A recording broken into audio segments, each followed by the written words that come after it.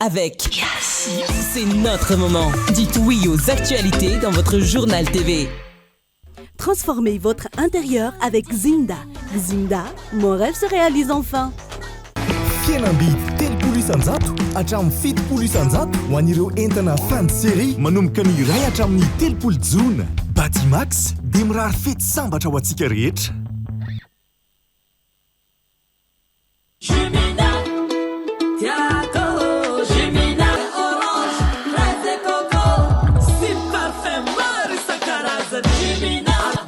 Mety aminà Manolotra ho anao ny vaovao.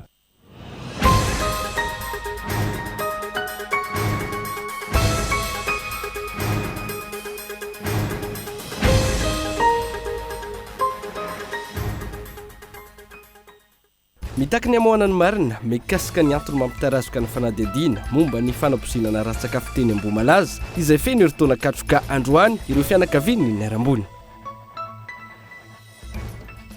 Mampametra-panontaniana ny fahanginan'ny fitondram-panjakana isan'ny tokony eo anatrehan'ny fanjavonan'ilay sambo AW sy ireo mpandeha tao anatiny izay feno ireo taona katroka androany ihany koa hoy ny fianakavian'ireo olona tsy hita popoka. Niakatra roa faingo raika ambin'ny folo isanjato ny tapisoratana anarana ho an'ny fanadinam-panjakana CEP enina amby roapolo sy roa arivo lamina tamin'ny ankapobeny ny fizotry ny fanadinana ary voaja ny miralenta. Voahelika higadra 8 volana an-tranomaizina sazo miaritra sy andola-mandy enina tapitrisa ariary ilay mpamily ny fiara lehibe nandona ka nahafaty ny solombavim-bahoaka Jean-Jacques Rabenrina ny 5 amby roapolo septambra 5 amby roapolo sy roa arivo. Sokajiana ho vomafy ny praiminisitra israelianina eo anatrehan'ny fifanarahany eo amin'ny États-Unis sy Iran momba ny ady eo amin'ny Israel araky ny nambaran'ireo expert. Ary avy hatrany andindinina mahakasika ireo.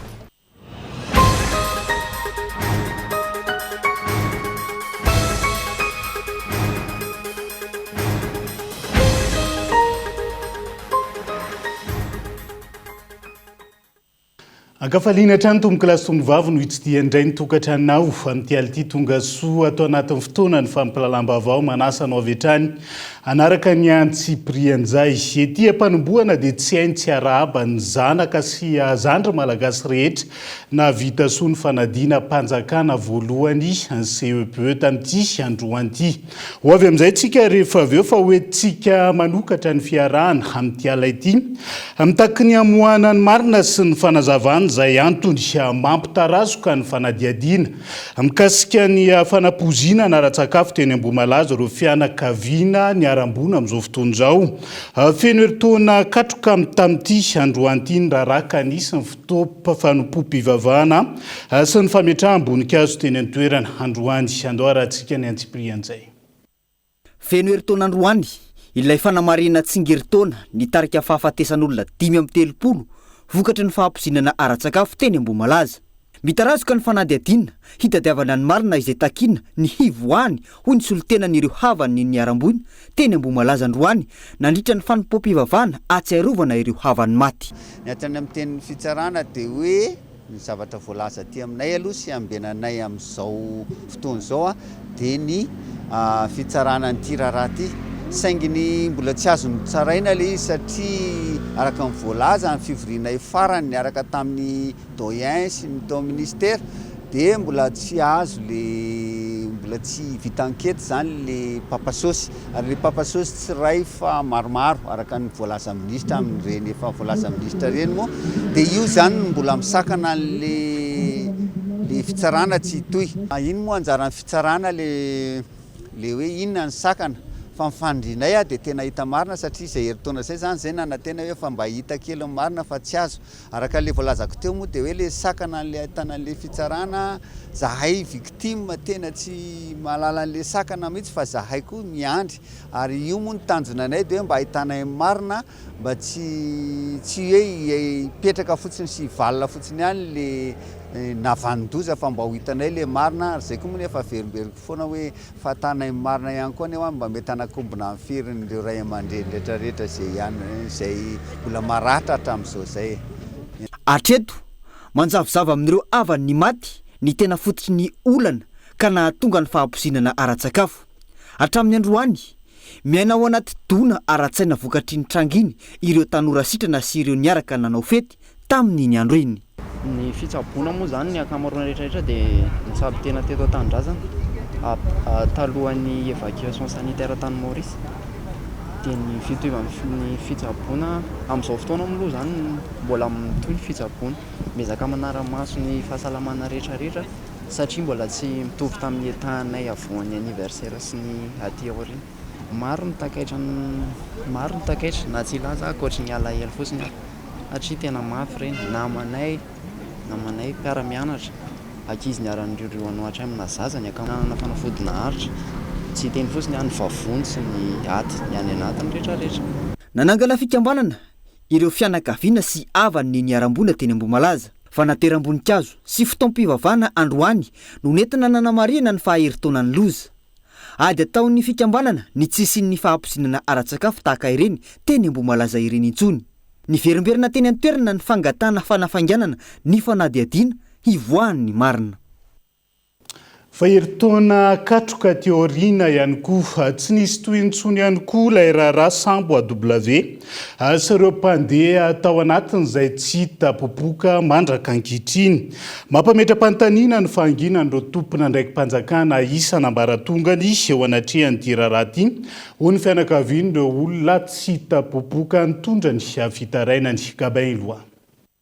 Tsotambin'ny folo jona 10 sy rivo, tsotambin'ny folo jona 9 sy rivo, eritaona katroko androano nahitagna farany ilay sambo AW tsy nisy nitoy intsony ny raharaha. Tena mafy satria hiasan'ny elana tao dia hitady vola nefa ny tsy hita popoka. Sarotra zany le miainany hoe ny saina fo samy tsisy mety olona tsy hita fotsiny zao vadinao eritaona amin'ny androany.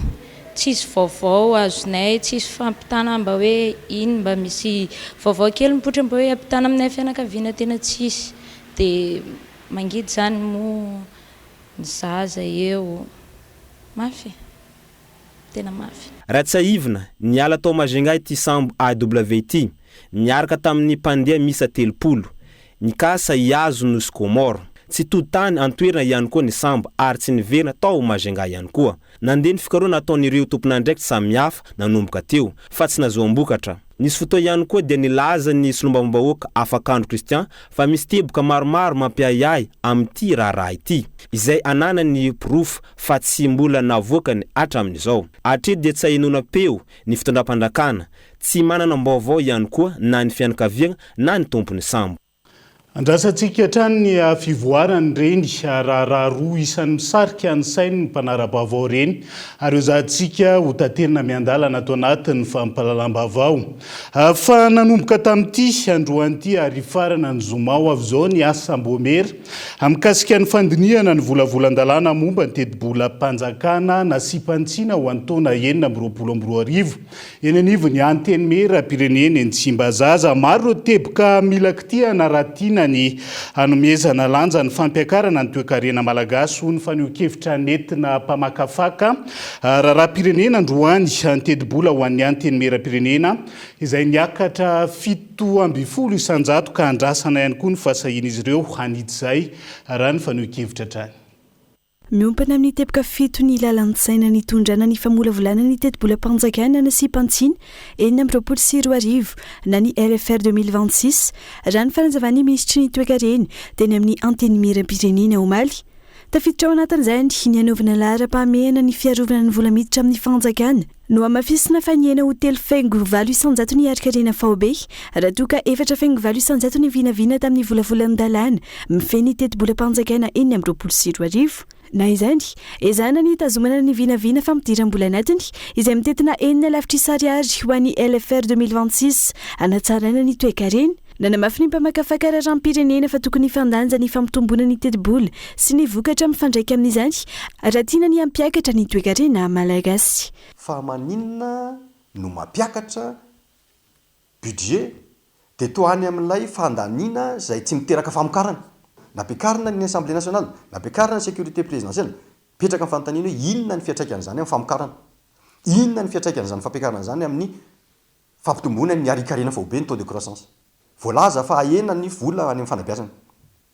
voalaza fa ena ny vola any amin'ny fambolena dia vaka ihany ny saina mandinika hoe tandremo a ny fanabeazana no fanohitra ny atao hoe fampandrosoana ny fambolena sy ny fiompiana ny jono ireny a dia atao hoe fanohitra ny fampandrosoana satria sehatra famokarana reny ka raha ahenanao zany ny sehatra famokarana dia alefanao any amin'ny sehatra fandaniana be fatany fotsiny tsy miteraka reny dia tsy ativitavavoaka etsika fa hidikoodinety antsika dia tsy izay akory natao hoe budget mpanjakana tokony ho saminy fantsiana ireo teti-bola mahabe resaka ho tsy misy fiantraikany lehibe ireo solomavamahoaka ka tena andinika amin'ny antsipria ny lalàna mialohany andaniana izany anaty fivoriam-be any amin'ny député ao amin'ny solombavambahoaka zany zao ny baolina ka ny fanontaniam-petraka dia ny député ve hosa tsy andany an'io loi de finance rectificative io nefany ny budget an'zareo no ampiakarana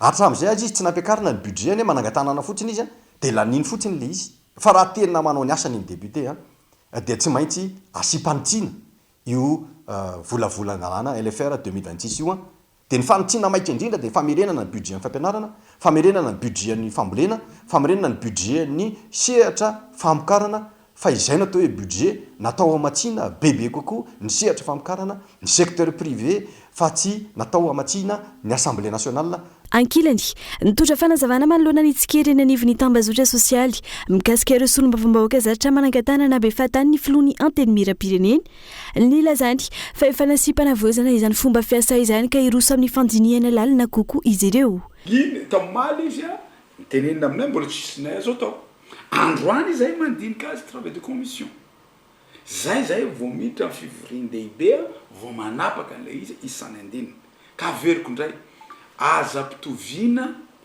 amin'ny régime teo aloha ity fanapahan-kevitra atao amin'ity antemerapirenena tsisy taloha nisan'izany tsangatanana tsisy friva amin'izao fotoan'izao misy fanovana foana ataonay izahay re tompoko nampitombo any jirama nampitombo any fahasalamana nampitombo any fampianarana nampitombo any tany amin'ny insécurité reo koa mibetsaka loha nampitombo ny any miaramila sy ny zandara ny polisy andrasana araka izany fanapa-kevitra raisin'ireo solomavambahoaka tsy siny hoe efa miatra vao sipantsiana na foanana indray toy ilay taxe sur le véhicule moteur hoy ny mpamakafaka carrière amin'ny pirenena any amin'ny solomavambahoaka araka izany mbola ao anatin'izay fandiniana ny teti-bola mpanjakana na sipanitsina ho an'ny taona 2020 izay anatrarana ny fanambony hanomezana lanja ny fampiakarana ny toe-karena malagasy araka ny efa nantsidiko tany am-piandohana makasika ny fanadiana mpanjakana CEPE niakatra 2,1 ny tapisoratana ho an'ireo mpiadana tamin'ity taona 2020 ity fitombony isan'ireo mpiadana izay saika hita manerana an'ireo commune maro nanaovana ny fanadihadiana tamin'ity androany andoarantsika ny antsipriana nahitana fiakarany 2,1 isanjato hoarina tamin'ny taona lasa ny isan'ireo mpiadina miatrika ny fanadinana CEPE androany ny tombo arak'izany ny foibe mpanadinana izay 3,10 ambizato sy 2,000 nandraisan'ireo mpiadina mahery ny 8 alina sy 5 hetsy 9 taona ny zandriny indrindra raha 17 taona kosa ny zokiny indrindra samy nilaza ho mora avokoa ireo mpianatra nanontaniana taoriny fa avitany fanadinana ny tapany hariva teo mora be opération afaka tany lamina tsara moramora sarotsa eo afa nataonay révision dia lesina mora tsy sarotsa tamin'ny maraindray zay nanao problème opération dia baka koa hanao SVT koa nanao koa regny fahitanao azy tao somary sarotsarotra avao maefa enara zany dia haitsikelikely avao nanao koa ny fanomanana ny faniomana bakabaka agny faniomana tena nambena mihitsiny nahatsy mihitsiny zany dia ho afaka CP ny examen tao tena ny mora loatra tena ny mora surtout amin'ny problème ny opération nanao koa ny révision kely ny moramora manantena vo afatra. Tsy naposiko hoe antonontonony ohatrizanka le CP lazaiko fa sarotra be le izy. Mora be. Nisy sarosarotra kely fotsiny tantara mora koatr'izay. Asura fa afaka za.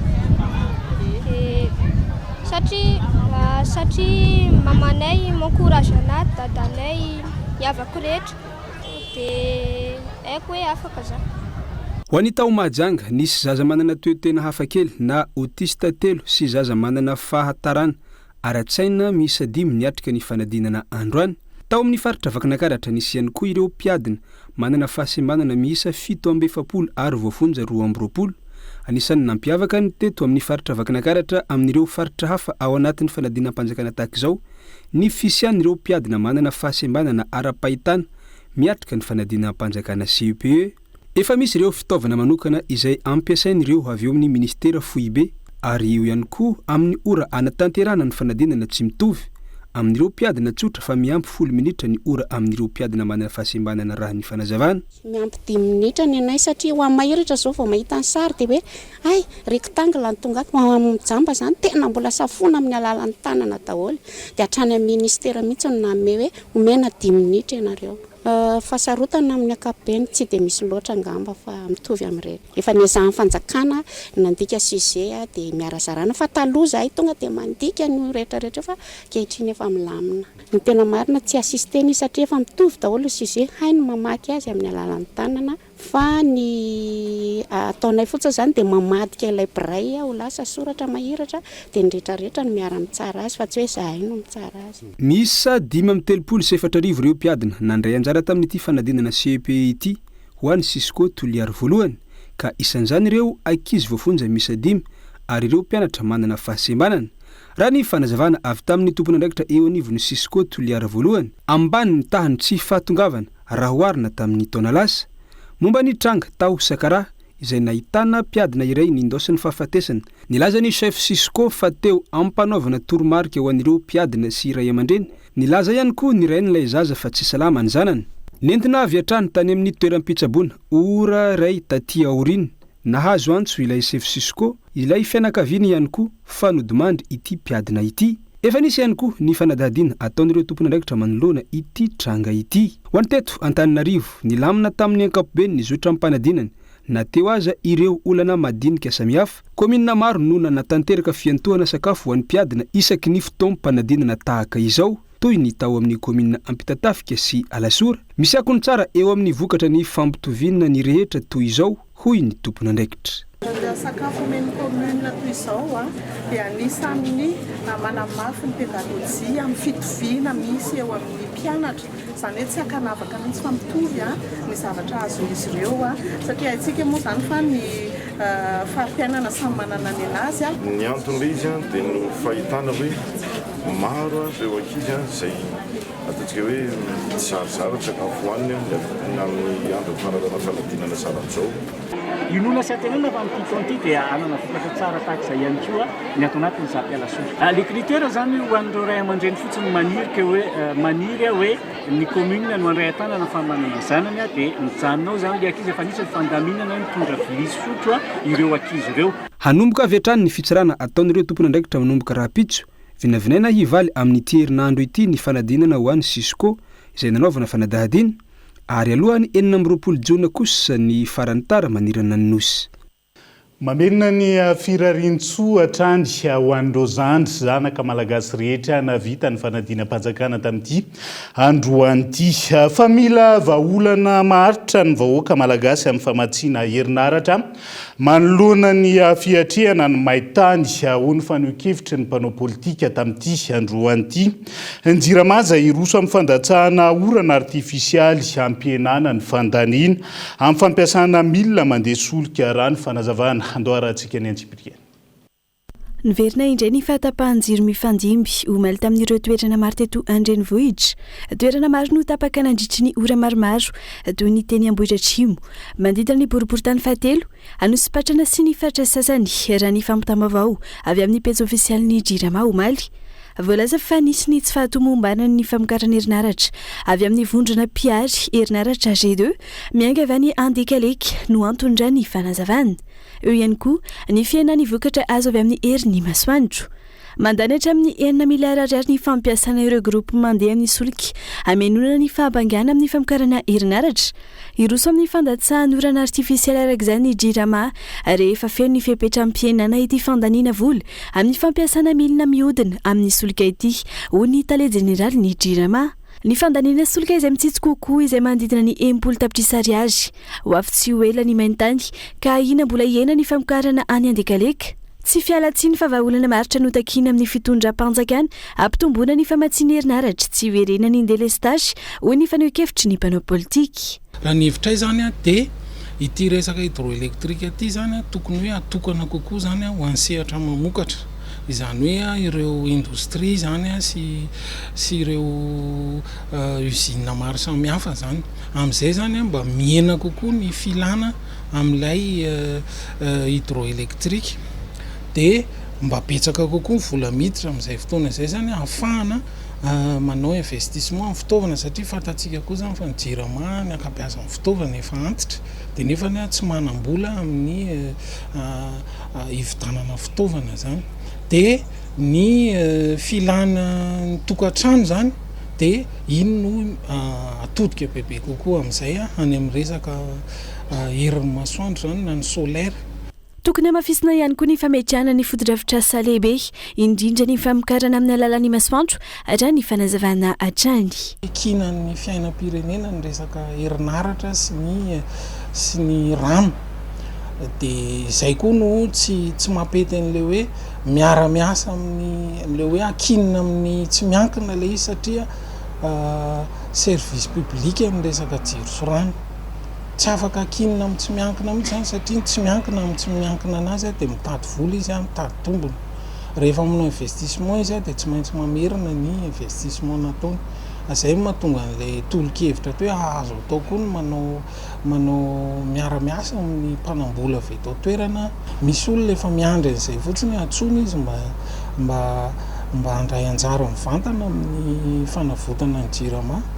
Fotoana izao tokony hanafanganana ny tetikasa Volobe izay hamokatra 20 megawatt sy ny tetikasa Sahofika izay hamokatra herinaratra hatramin'ny 100 megawatt raha tiana ny ametrahana famokarana maritra manoloana ny fitombon'ny filany ateriky ny fahabetsahan'ny mponina mampiasa herinaratra. Tsy ny mpampiasa vola sy ny mpiara-miombonantoka avy any ivelany ihany no iarahan'ny fanjakana miasa amin'ny fanatanterana ireo tetikasa lehibe ireo fa tokony homena sehatra ireo mpandraharaha avy eto an-toerana hitondra ny anjara birikiny ahafahana miroso amin'ny fanatanterana ny asa ho hiatrany faneho-kevitra. Miresaka an'izay vaovao ny toe-karena izay hatranisika fanafana-maso ny fitakiana araketra. Ampiarina eto amintsika ny registre central des bénéficiaires effectifs na ny RCBE manomboka izao. Fitaovana vaovao napetraky ny fanjakana izy io hanangonana sy hitahirizana na mombamomba ireo olona tompony na mahazo tombotsoa amina orinasa na fikambanana ihany koa. Tanjona ny adina amin'ny kolokolo sy ny fanadiovana vola ary ny hanamafisana ny fanaraha-maso araketra eto amintsika Tojondrina Tahiry. Miatra eto Madagasikara manomboka izao ny RCBE, registre central des bénéficiaires effectifs, registre officialy iray an'ny fanjakana izay mitahiry ny mombamomba ny bénéficiaires effectifs an'ny orinasa sy fikambanana eto Madagasikara. Izany hoe ireo listre ireo olona tena tompony na mahazo tombotsoa farany amin'ny orinasa iray na tsy voasoratra mivantana ho tompony aza.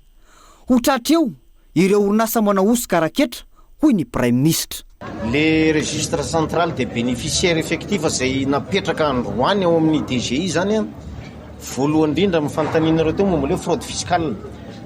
Tokony tonga dia misoroka amin'ny fraude fiscale aloha io satria raha ohatra ka orinasa tsy te handoetra na mandositra fandoava-ketra efa fantatra ny olombelona izay tena tompony tena misitraka dia ino no mpandoavintsika ny hetra. Zay aloha zany ny lafiny anankiray amin'le hoe fisoroana ny fandoava-ketra. Mora ihany koa io anenjena ny olona manao asa ratsy avy amin'ireny orinasa ireny manao société écran na ohatr'izany anaovana fandikan-dalàna eto Madagasikara.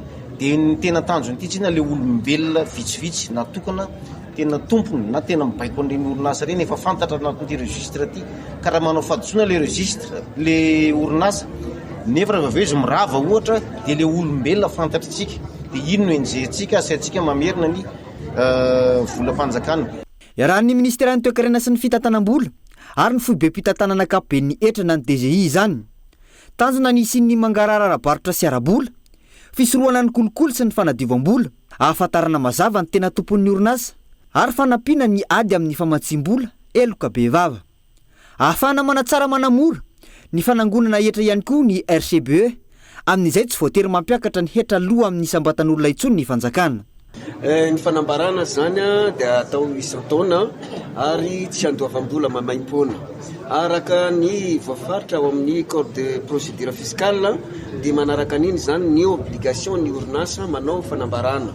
Raisiko ohatra amin'izany raha ohatra le orinasa hiara-ny hetra-tambatra na asizety amin'ny impôt synthétique dia amin'ny 31 mars zany ny obligation tsy maintsy atao ny fanambarana mahakasika an'izay RCBE zay. Raha ohatra kosa ilay orinasa ka hiharany vola laina noho ny hetra miditra amin'ny vola miditra na asizety à l'impôt sur les revenus dia amin'ny 15 mai zany no délai farany anomovana izay fanambarana zay na obligation izay.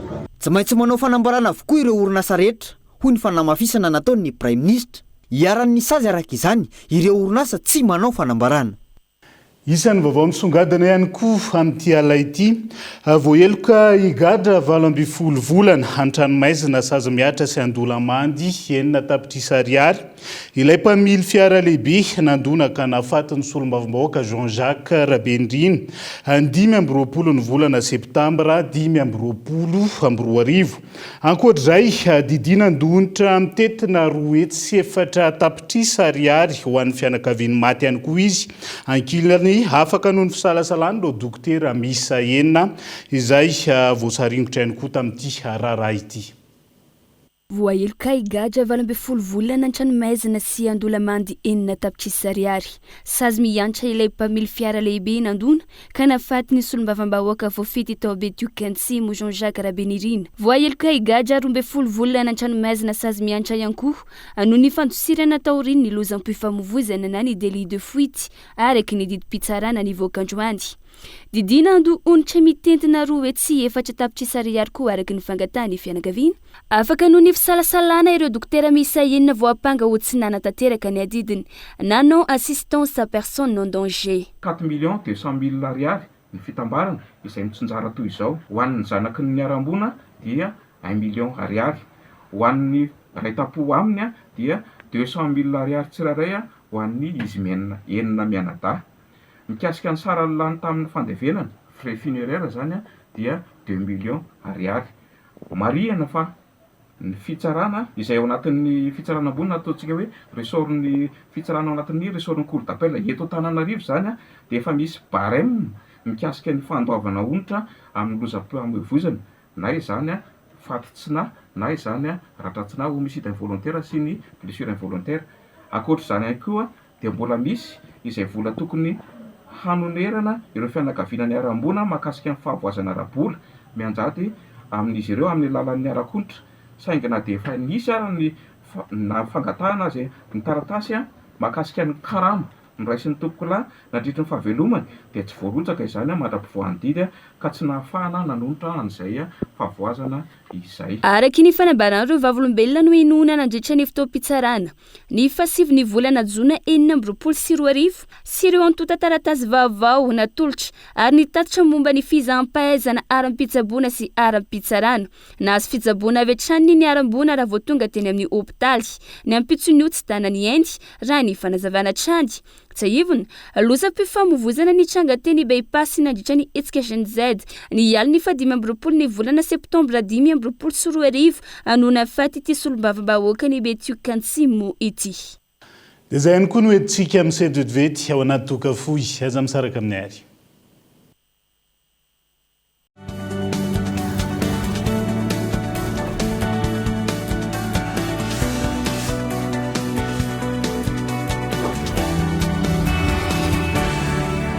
Vivez la Coupe du Monde avec une définition d'image incroyable avec la télé TCL.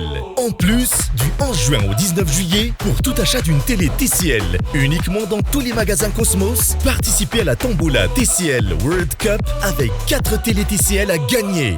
Uniquement dans tous les magasins Cosmos. Avec TCL, chaque moment du World Cup devient spectaculaire. Cosmos, votre partenaire de confiance. Ny fahatokisana ny tanjona amin'ny asa fanorenana.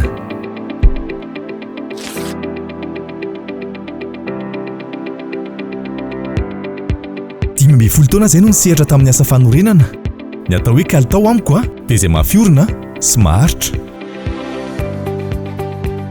Hafa mihitsy ny Global Ciment satria mora ampiasaina, angam-piasa izy ary mahafa-po hatrany ny vokatra azo. Ny fanorenana trano dia tsy vita ny fananganana rindrina fotsiny ihany, fa fanatanterahana ireo nofy, fanomanana ny hoavy ary antoka sy lova ho an'ny taranaka.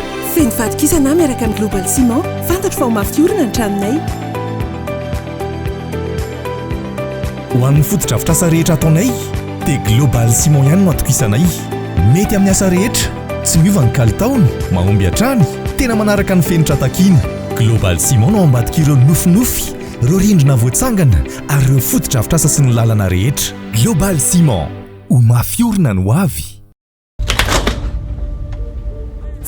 Tsy mangatsiaka akory le jus, simba indray ty, mila mividy frigo vaovao. Ahoana natao fa mbola tsy ampy ny vola mikashiko amin'izao? Tsy olana izany, pas de cash, pas de souci. Nividiana entanan'io, aloha ho tsikelikely hatramin'ny 3 volana miaraka amin'ny facilité de paiement mirindra ao amin'ny Cosmos ireny ihany. Ny vahan'ny olany Ramatoa miaraka amin'ny facilité de paiement mirindra ary ianao ihany koa, pas de cash, pas de souci. Miaraka amin'ny facilité de paiement mirindra eny amin'ny magasin Cosmos manerana Madagascar. Azadine miaraka amin'ny facilité de paiement mirindra, tsy olana nitsy fananam-bola eno eo, mividiana entanan'io ary aloha tsikelikely mandritra ny 3 volana. Miaraka amin'ny mirindra, tanteraka ny fikasanao.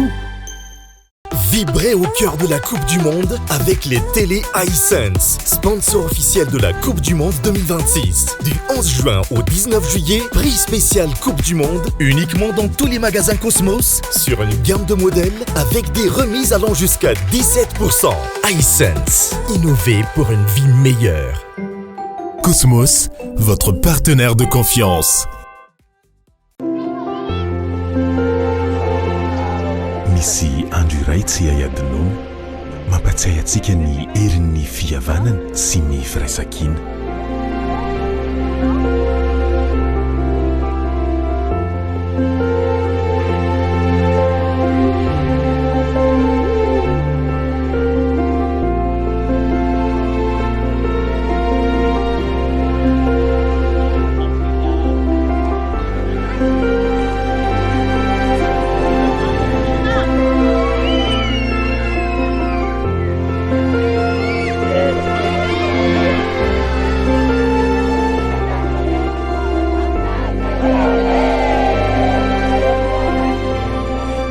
Tsika mitambatra no hery mampandroso ny firenena.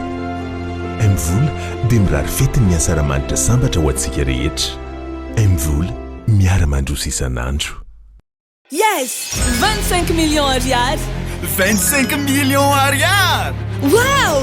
25 millions ariary! 66 ans, 66 gagnants, 66 millions d'ariary à gagner. Célébrez les 66 ans d'indépendance avec Cosmos. Du 8 juin au 19 juillet, pour tout achat chez Cosmos, participez au Tombola spécial indépendance. Premier lot, un chèque de 25 millions d'ariary et 65 autres lots en bons d'achat d'une valeur totale de plus de 41 millions d'ariary. En plus, profitez des remises sur certains produits. Et c'est uniquement chez Cosmos. Et si cette fois-ci, c'est vous le gagnant? Attention, stock limité. Cosmos, votre partenaire de confiance.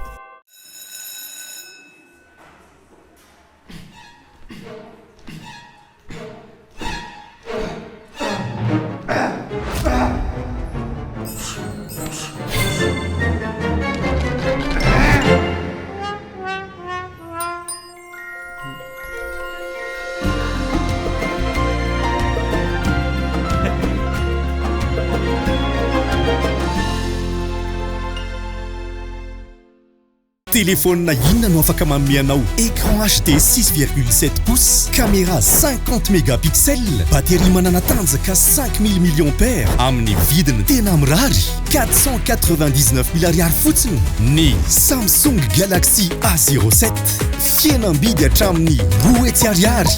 Tolotra manan-kery hatramin'ny 10 Jolay any amin'ireo magazay Cosmos rehetra. Fanganary fa voafetra ny entana. Cosmos, votre partenaire de confiance. Coucou Angie. Coucou. La historien le channel kosa ki tena jay. Merci Benji. Ina tena tsy Instagrammable mihitsy. Tian'olo jiro sy carotte ato fa dans le rouge un budget akzao. Mandalova Batimax promo be volana juillet manontolo. Cliqueo tiliantinge. Asaramanitra miavaka. Fihenam-bidy 5,000 isanjato maison ho an'ny sanitaire sy carrelage ary luminaire. Fihenam-bidy 10 isanjato kosa ny amin'ireo kojakoja sy fitaovana ilaina amin'ny fanorenana. Fihenam-bidy 3 isanjato hatramin'ny 7 isanjato ho an'ireo entana fin de série manomboka ny iray hatramin'ny 3 jona. Batimax dia mirary fety sambatra ho antsika rehetra.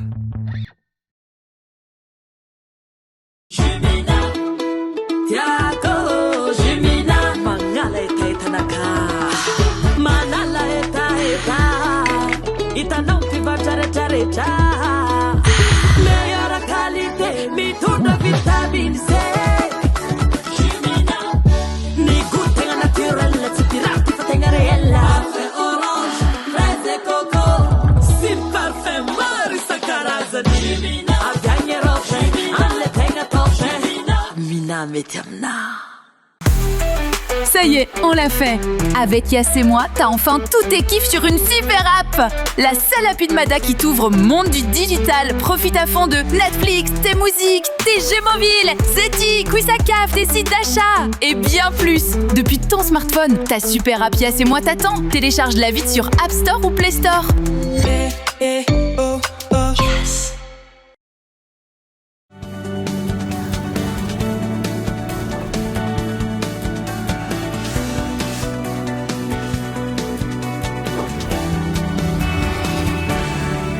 Anoizatsika ny tapany faharoa amin'ny fampalalam-bavao amin'ity ala ity. Mitombo hatrany ny fandraisana anjara ireo vondron'olona eny fotony amin'ny fiarovana sy ny fikajiana ireo arena voajanahary an-dranomasina ao Ambe de Ranobe distrikany Toliara faharoa amin'izao fotoana izao.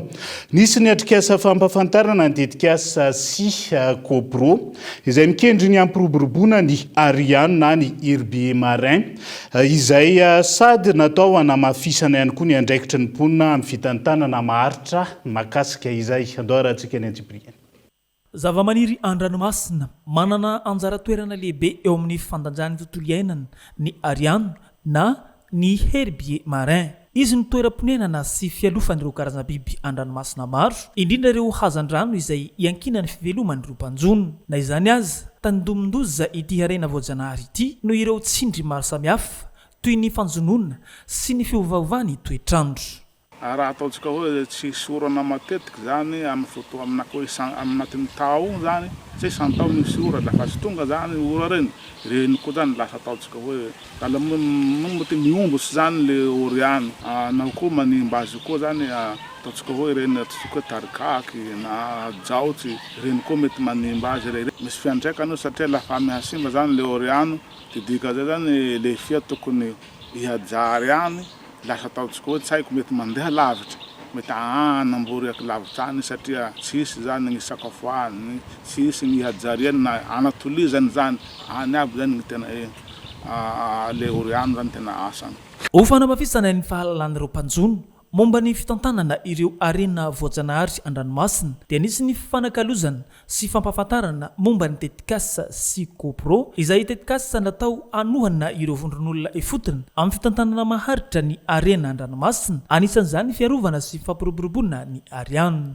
Dia hampiofana ireo vondron'olona efotony amin'ny teknika fanaraha-maso. Eo ihany koa ny teknika amin'ny resaka fanarenana, izany hoe restauration na Herbier Marin zany.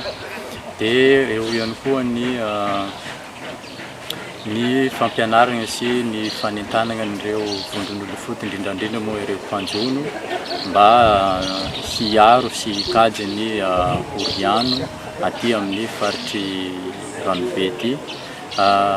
Tsy diso anjara ihany koa ireo ankizy eo anivon'ny sekoly maro samihafa aty amin'ny Beteranobe mba ahafahan'izy ireo mahalala bebe kokoa mahakasika ny mazava-dehibe ny oriano aty amin'ny tontolo misy andreo tsirairay avy. Ao anatin'ny fiaraha-miasany fikambanana Mada sy Grâce ny IASSM ireo mpiara-monantoka samihafa ary ireo vondron'olona ifotony dia isan'ny vina lavitrezaka ny fametrahana valanjavoary an-dranomasina ho toerana fiarovana sy fampiroborobolina ireo areran-dranomasina isan'izany ny Ariano. Fikarakarana ny fahasalaman'ny nify sy ny adivava vetivety mitaky ny hanavaozana ny lalàna amin'ny feny asa ny fikambanam-be ny mpanao solonify eto Madagasikara amin'izao fotoana izao. Tsy mahaleo tena amin'ny asa iandreketana izy ireo ka anton'izay fitakiana anitsiny izay lalàn'izay. Daniela Minorso.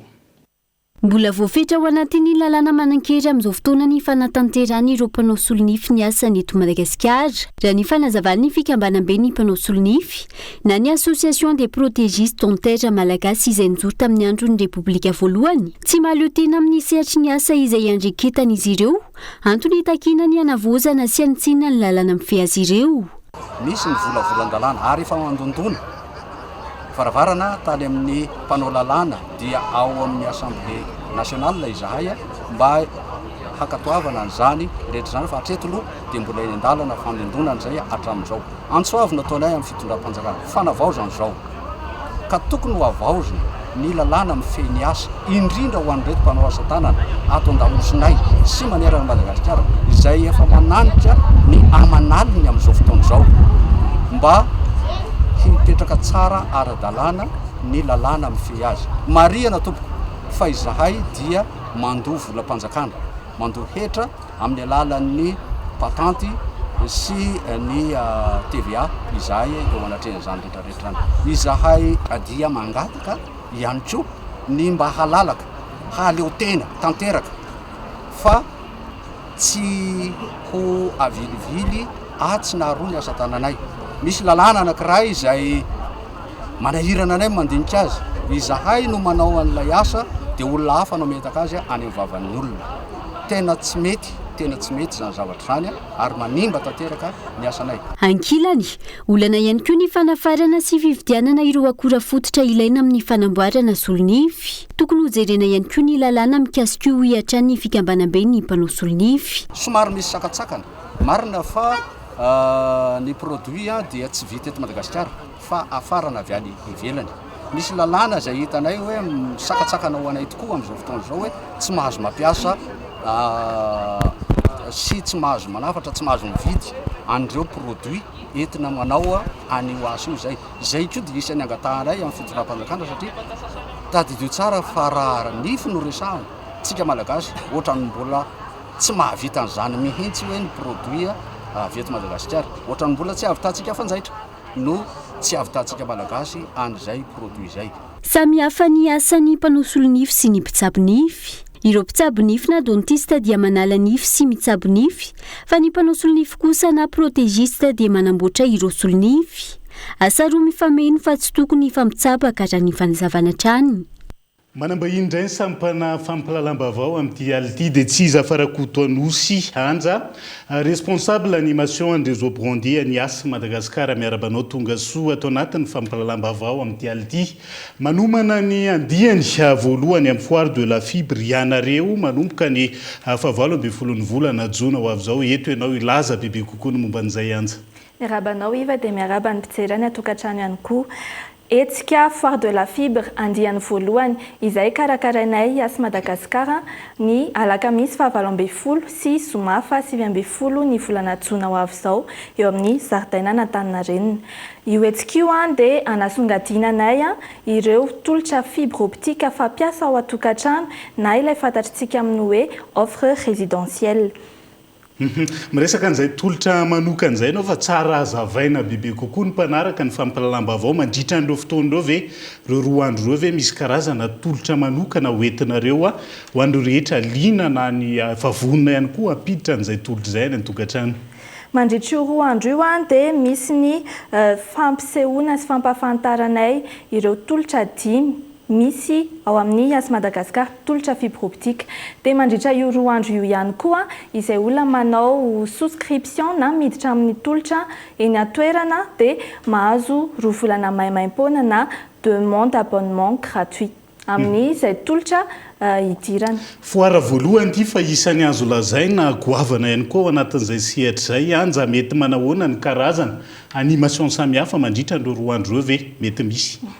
Misy ny animation mazava ho azy isy ny fampisehoana sy fampiratinay ireo fomba fampiasany fibre optique mazava ho azy, izany hoe misy ny wifi zone gratuit eny atoerana ho an'ny mpanjifa rehetra ho an'ny daholobe. Misy ihany koa démonstration Netflix izay anananay tolotra manokana ihany koa amin'izao fotoan'izao, ary ho an'ny tanora izay tia milalao jeu vidéo dia misy toerana manokana koa ao ahafahana manao izay jeu vidéo en ligne izay ahafahana manandrana foana ihany ireo fampiasana ny fibre optique. Fanentanana ho an'ny mpanaraka antsika ary anja.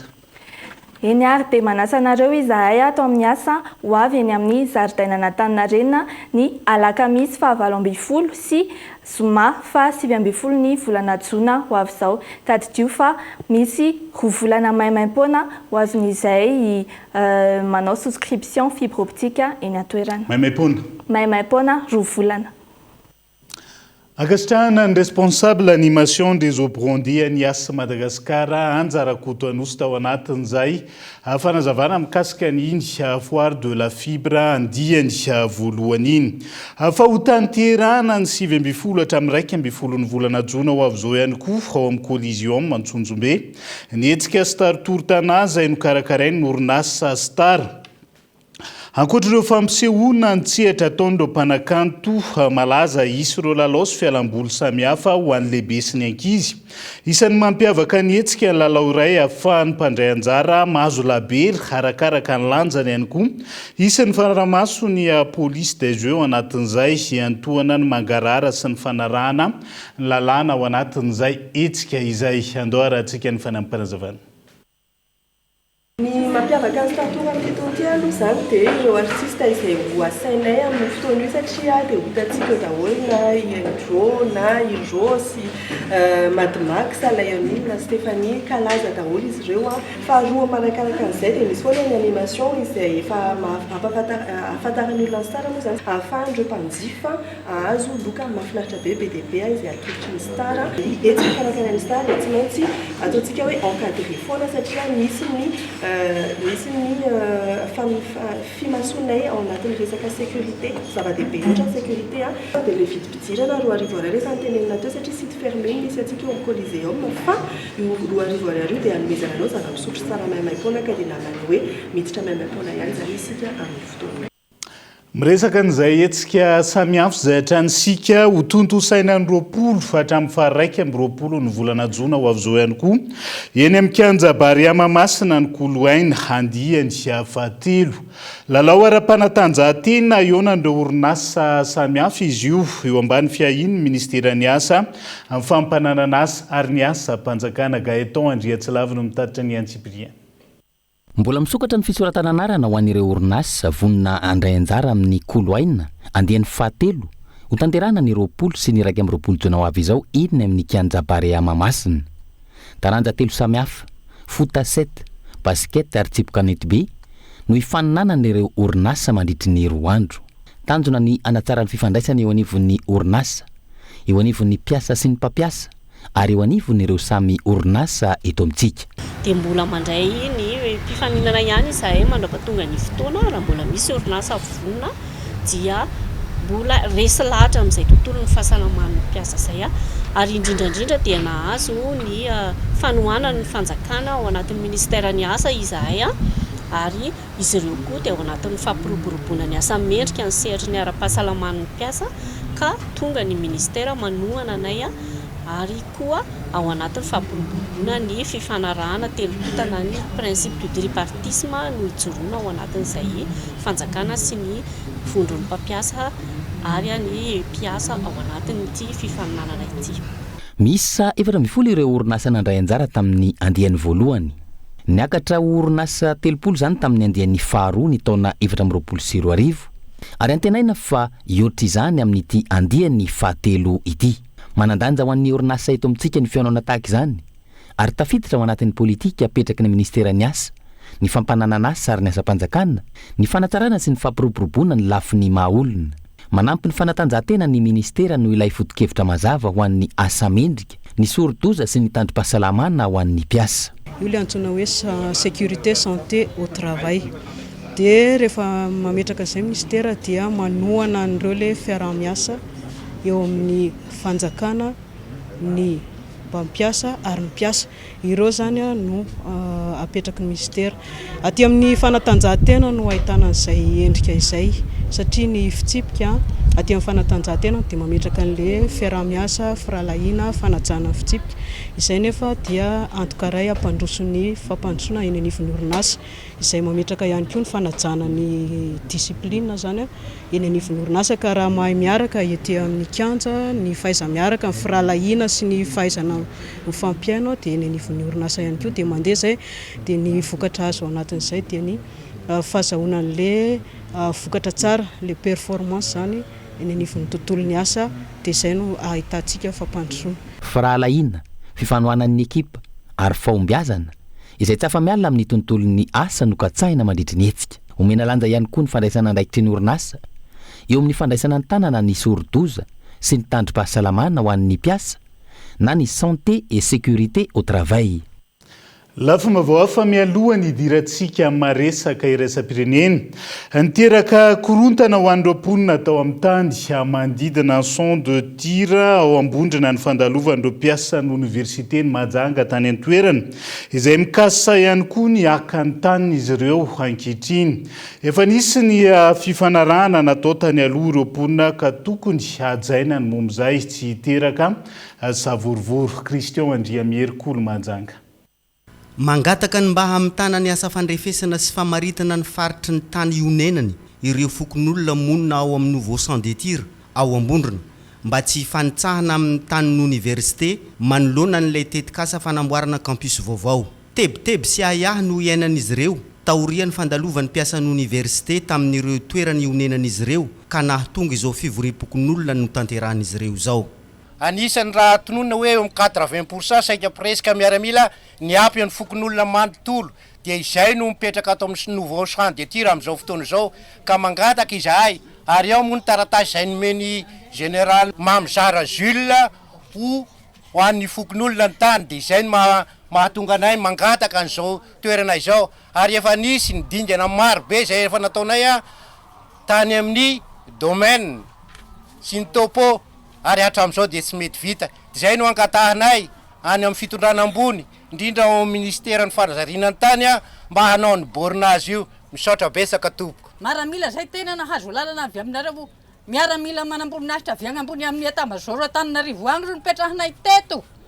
Ny zavatra no harindray tsy no hazarinay nandritran'izay taona maro zay tompoko mba ajereo agny Andriamatoa filoha fa tena marahelo satria ny fikelezana iaina ave dia overmaina matoky anao ray aman-dreny zahay tompoko mba raiso ny fitarainanay fa reny mpianakaviany zahay no mitaraina aminao tompoko saotra tompoko. Ny zavatra tianay mba ho tenenina tompoko dia zao ho an'Andriamatoa minisitry mifanana tany ny fanatrika taminao zay teny Amborovy fa ho atao ny fandrefesana ny tany bahoaka zay toerana misy fokon'olona dia tsy azoko tiana tsony nefa ankehitriny zay ohatrany somary mbola mitebiteby ihany satria ohatrany tsy taterahana le teninao vao niodina ianao dia zavatra hafa niatra taminay taty amin'ny champ de tir.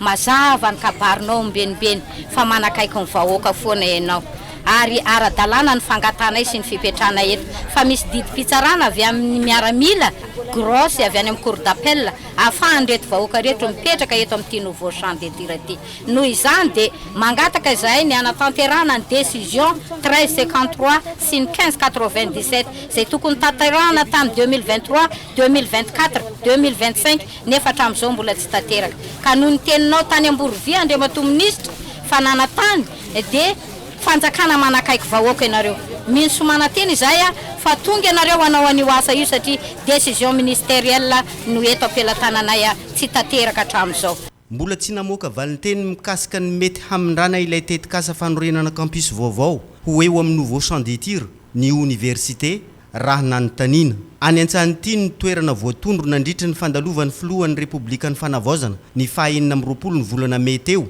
andrasana ny fanapahan-kevitra voakan'ireo comité ad hoc mitilo ny toerana mety amin'ilay fanorenana campus vaovao io. Izay ihany koa no entsika miampita ao anatin'ny maresaka iraisam-pirenena vetivety. Sokajiana ho vomafy ny praiminisitra israeliana eo anatrihan'ny fifanarahana eo amin'ny États-Unis sy Iran momba ny ady eo Moyen-Orient araka ny nambaran'ireo manam-pahaizana hatranga izay ahina fa voamaika anamafy ny ady sy ny disadisa manoloana izao endrika faniliana ireo tompon'andraikitra israeliana izao. Dia zay ihany koa no entsika manakato indray ny fiarahana amin'ity ality ankasitrahany ianao nanaraka ny fampahalalam-baovao hatramin'ny farany mandrapitafa ao amin'ny rapitondray ary veloma tompoko.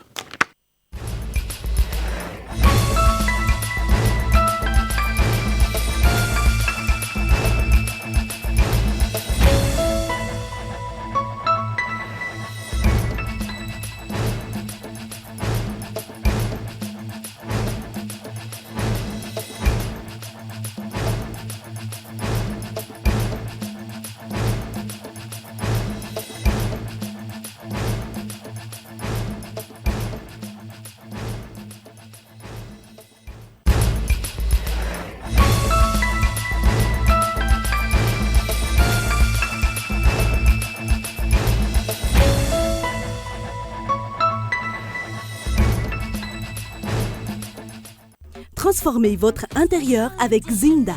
Zinda, mon rêve se réalise enfin. Fienambidy 3 isanjato hatramin'ny 7 isanjato ho an'ireo entana fin de série manomboka ny iray hatramin'ny 3 jona. Batimax dia mirary fety sambatra ho antsika rehetra.